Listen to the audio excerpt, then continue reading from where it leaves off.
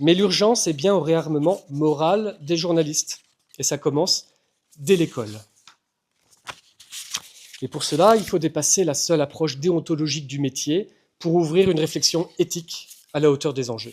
Attention, il ne s'agit pas de rêver dans le vide, et nous vous avons assez mis en garde contre cela, mais bien de passer à l'action.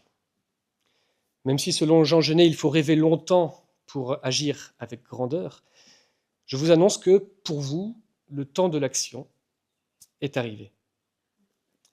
Bien sûr, et vous l'aurez constaté dès votre temps d'apprentissage en entreprise, et peut-être encore plus maintenant que vous êtes sur le marché du travail, cette voie relève davantage du sentier de montagne que de l'autoroute. Ces valeurs que nous portons doivent se frotter aux dures réalités du terrain. Mais il ne faut pas se décourager pour autant, car c'est bien dans les petites choses qu'il convient d'agir avec grandeur. Souvenez-vous du rempailleur de chaises de Péguy. Dans son essai sur l'argent, Péguy dit avoir vu toute son enfance rempailler des chaises exactement du même esprit, du même cœur que ce même peuple avait taillé ses cathédrales. Il fallait qu'un bâton de chaise fût bien fait, écrit-il.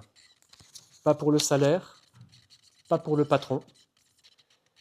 Il fallait qu'il fût bien fait lui-même, en lui-même, pour lui-même.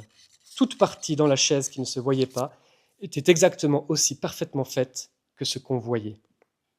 La chose est déclinable à la moindre brève, au moindre micro-trottoir, à la moindre capsule vidéo et au moindre échange téléphonique. C'est là votre responsabilité et la première étape pour le renouveau de la profession.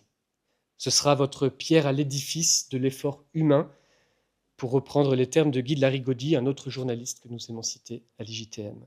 Ce sera aussi la dernière consigne que vous adresse votre école en guise de vœux et de revoir.